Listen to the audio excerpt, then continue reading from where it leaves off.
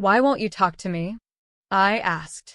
I've decided not to interact with people I don't know, came the response. I understand. I'll leave and go live with my husband's parents. They completely ignored me. I expected my mother-in-law to do so, but I never thought my father-in-law would treat me the same way. The reason for their change in behavior was my sister-in-law, who didn't like me and had returned home. Since her arrival, our once peaceful life has been turned upside down. Don't regret it, okay? You think I'll regret leaving? Think again. Feeling neglected, I packed my things and left my in-laws' house. Just 3 days after my departure, chaos erupted in their home. I met my husband at work. He worked in sales and often visited my office. I was his main contact. As we spent more time together in meetings, I began to like him. He was caring and kind, tall, and not conventionally handsome, but he had a charming personality and was well-liked. For some reason, he said he liked me too, and we started dating. During our conversations, he told me he grew up in a normal family with parents and a sister. I had lost my parents when I was young and grew up in an orphanage. It was a difficult life, but when we began dating, I shared my past with him. He said, "That sounds tough, but don't worry, I'll always be here for you." Not long after, he asked me to marry him. He always wanted our relationship to lead to marriage and quickly introduced me to his parents. When I told them about my upbringing in the orphanage, they listened carefully and reassured me it wouldn't affect our marriage. It made me really happy. They even said my background didn't matter in becoming their daughter-in-law, which made me feel really good. However, my sister-in-law, who was very close to her brother, seemed surprised, asking, "You grew up in an orphanage?" My husband had to scold her. Looking back, she probably didn't like me from the start, but I didn't think much of it at the time, assuming we were still getting to know each other. Before we got married, my husband and I discussed moving in with his parents. We considered it seriously, but I decided to keep my job. My husband was going to be transferred soon, and although I thought about quitting to move with him, my career was going well, and I had just been given more responsibilities at work. We discussed it and agreed that he would move alone after our wedding. I wanted to enjoy being newlyweds for a while. I even thought about visiting my husband during long weekends for mini vacations. Moving in with my in-laws right after getting married seemed a bit overwhelming, but my husband probably felt more comfortable living with them. He might have wanted us to live together to ease his mom's worries. Since I lost my parents when I was young, I had always wished for a family, so living with them didn't seem entirely bad. Besides, my in-laws had always been nice to me, and I grew to like them. It was tough juggling work and my role as a daughter-in-law, but having a family made me happy and complete. One day, my father-in-law came to me with a surprising request, marking the beginning of trouble in our seemingly happy living arrangement. It happened when my usually anxious mother-in-law, who often acted bossy towards my father-in-law, was out shopping. I was preparing to do some cleaning on my day off when my father-in-law asked to talk to me. "What's up?" I asked. "Well, I don't want my wife to find out, but I need to take time off from work." "Time off?" I asked, surprised. He explained that he'd been having problems with his boss and coworkers, and his health had deteriorated to the point where he had no choice but to take a break. My mother-in-law is a nice person, but she's always anxious and a bit overly worried. Living with them, I noticed how she tends to fret a lot, and my father-in-law walked on eggshells around her to avoid upsetting her. He had always been on the thin side, but lately, I realized he seemed to have lost some weight. It would have been nice if my mother-in-law genuinely cared about my father-in-law's weight loss, but when he took a sick day because of a cold, she said, "A cold? Everyone else at work is climbing the career ladder, and you're always taking days off for health reasons. That's why you're not getting promoted." Instead of being concerned, she tended to criticize him. He probably tried his best to keep going no matter how bad he felt, but his health got worse, and he secretly took time off to go to the hospital. He was struggling both mentally and physically, often leaving work early, being late, and calling in sick. There was talk about him needing to take a break from work, but he didn't want to upset my mother-in-law at any cost. If he suggested taking time off, she'd likely get really angry. Also, my father-in-law didn't earn much and relied on extra pay from working overtime. Taking time off would mean a significant drop in income. If he told my husband, he might inform my mother-in-law, so he came to me, asking if I could help with the bills. If I mentioned taking a break, she might even leave me, he said. Hearing that hurt. I was grateful to my in-laws, who had accepted me warmly despite my past in an orphanage, and wanting to support him, I decided to help him out during this tough time. Okay, I'll send you money every month. Use it for expenses. I'm really sorry. I'll try to get better soon and go back to work. Thank you so much. After that, my father-in-law continued to pretend to go to work while I sent money to his bank account for living expenses. My mother-in-law wasn't very thorough with checking her bank statements, so she didn't notice my transfers. He'd act like he was going to work, but instead, he went to a mental health clinic or went for walks in the peaceful mountains. Over time, he started looking better. I thought he might go back to work soon, but then something unexpected happened. After a fight with her husband, my sister-in-law returned to her parents' home.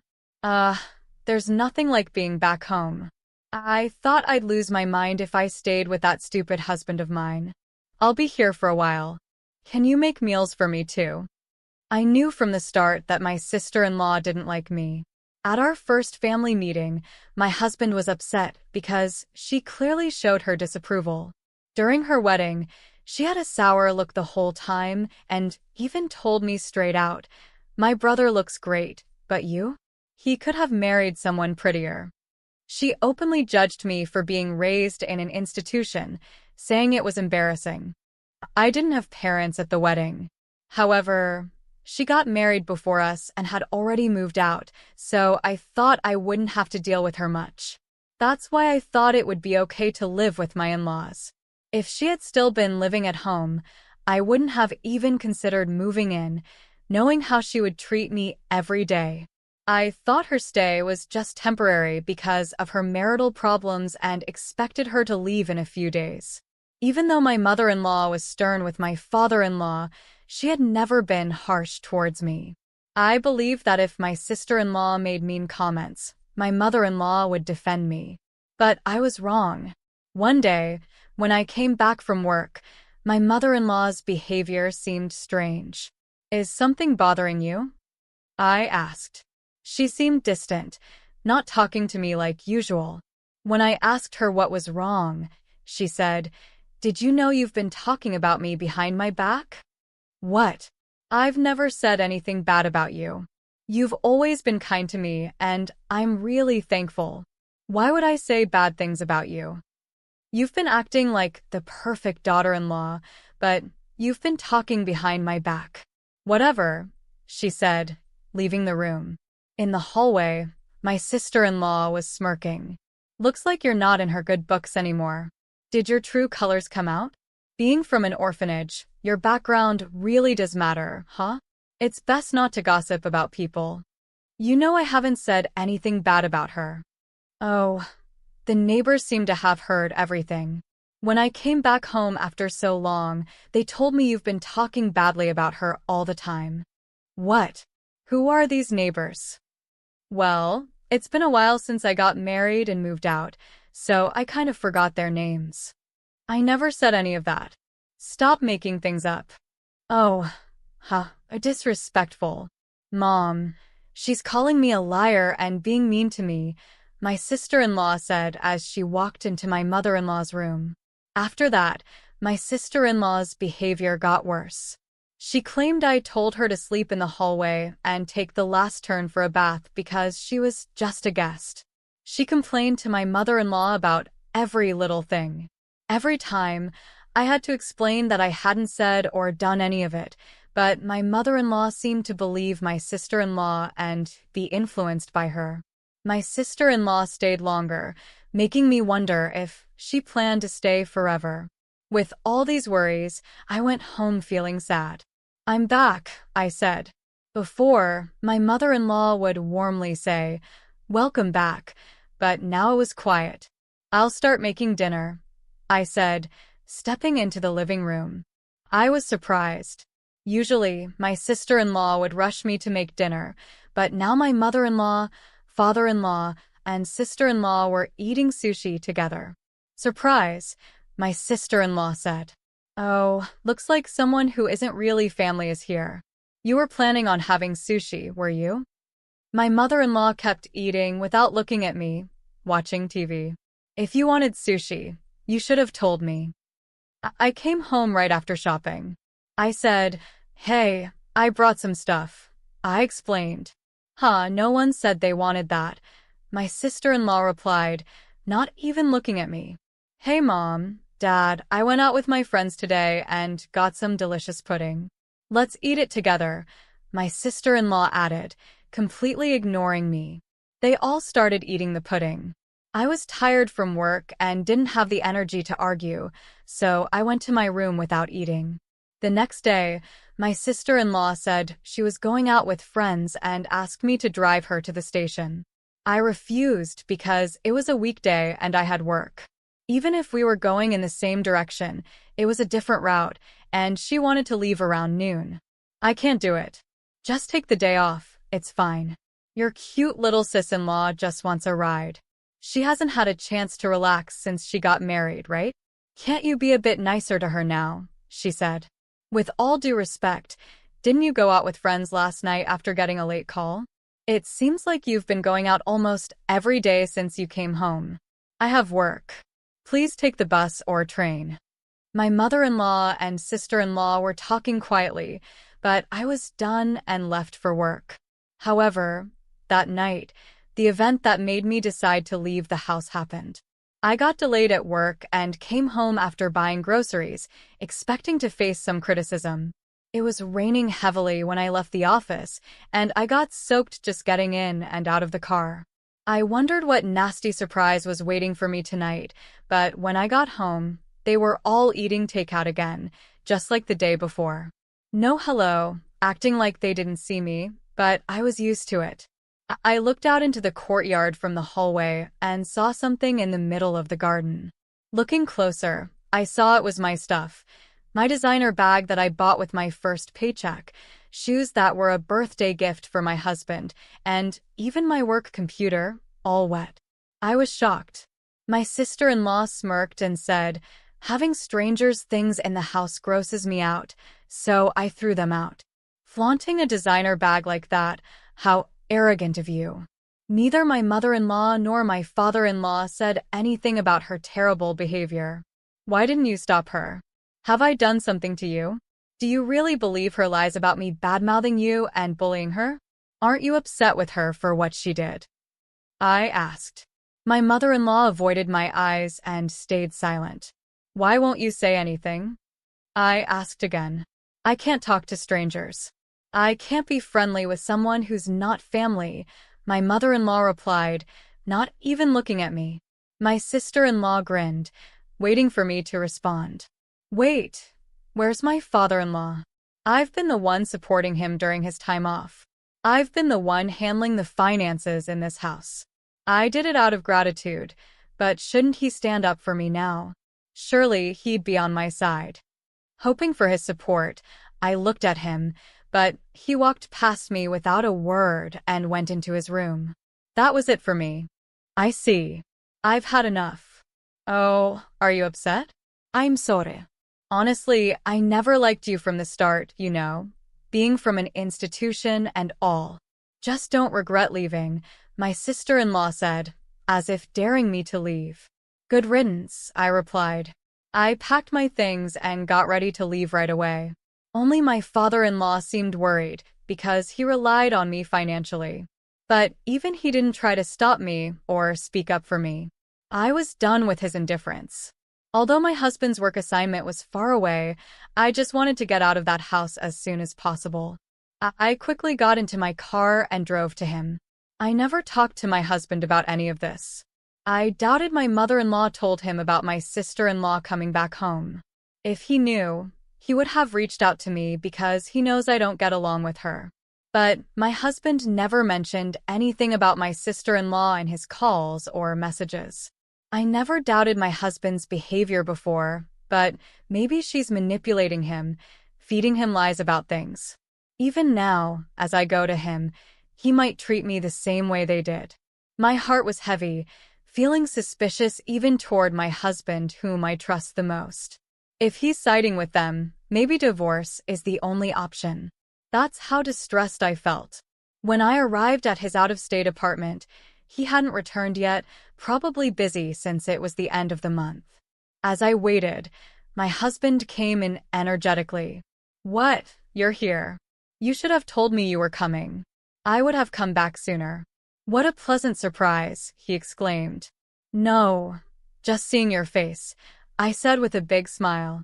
Seeing him happy to see me after all that happened at my in-laws' house mixed with relief and humiliation, and I could have pulled back my tears. "What's wrong? Did I do something? Seriously, what's going on?" he asked, concerned. It seemed my husband had no clue about the treatment I endured at his parents' house. I gathered myself, knowing I needed to explain everything clearly to him. I started recounting everything: how I've been financially helping his father, who took medical leave without telling his wife, how his sister returned and was now staying at their parents' house, how she lied about me to his mother, turning her against me, how they treated me like an outsider, ignored me, and even ruined my belongings by leaving them out in the rain. Through tears and pauses, I poured out everything to him. Finally, I made it clear that I couldn't go back to that house ever again, and if he couldn't support me on this, I would want a divorce. My husband apologized for being too focused on work and not checking in on me more often. He regretted his family's behavior towards me. He assured me I didn't have to go back there or even talk to them again. Even if I forgave them someday, he was firm about cutting ties with his parents and sister. He also promised not to provide any more financial aid to his father. That night, I felt a huge weight lifted off my shoulders. The tension I'd been carrying melted away, and I slept peacefully by his side. After leaving my in-laws' house, I never went back. Commuting to my husband's out-of-state place wasn't practical, but I had already talked to my company about working remotely. My job didn't require me to be in the office all the time, and many of my colleagues worked from home too. Although I still had to visit the office a few times a month, some colleagues lived even farther away, so working remotely wasn't a problem. Living with my in-laws and dealing with my sister-in-law's bullying, I hadn't truly experienced married life. But now, we could finally live like newlyweds. As I set up my remote workstation, as expected, my sister-in-law contacted me. It turned out that the day after I left their house was my father-in-law's payday. My mother-in-law usually takes out a certain amount and transfers it to their household account, but this time she couldn't. It was only then that she realized I had been helping them financially during my father-in-law's time off. "Hey, why didn't you tell me you were covering the living expenses?" he asked. "My father-in-law asked me not to, saying he didn't want you to know, so I kept it to myself. Anyway, we're running out of money for living expenses, and there's no one to cook or do laundry. The place is a mess. As his wife, you need to come back and take care of these things and send money quickly." How heartless. I already told you, didn't I? I have no intention of going back to that house or being treated like your maid. Why should I help people who hate me, ruin my things, and treat me like this? Aren't you his wife? Without your help, we can't pay the bills or even shop. That's exactly why I'm saying it. I'm an outsider, so it's none of my business, right? I hung up, ignoring my sister-in-law's complaints.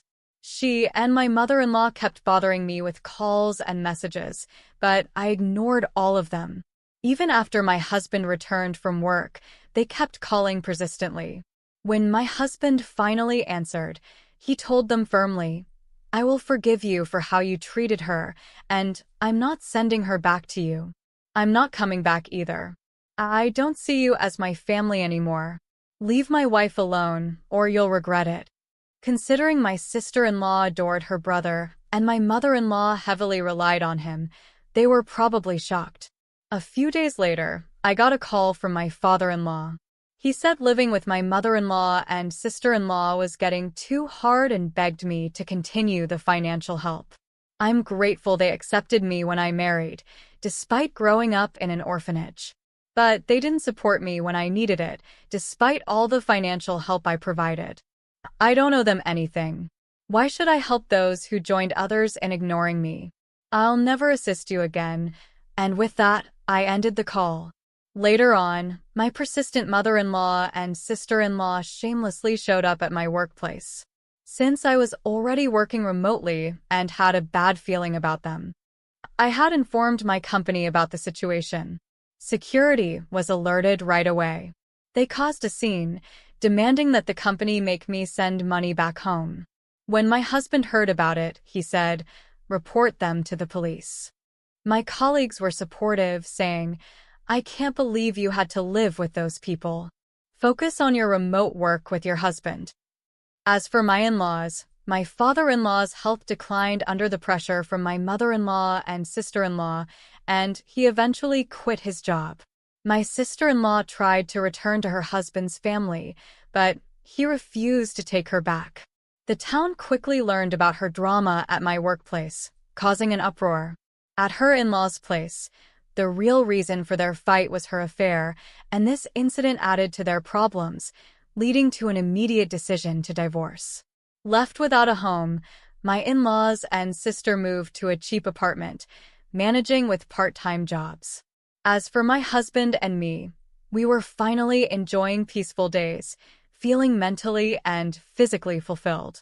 Recently, we found out we're expecting a child, and we couldn't be happier. We're eagerly awaiting the day we meet our baby, cherishing our time together.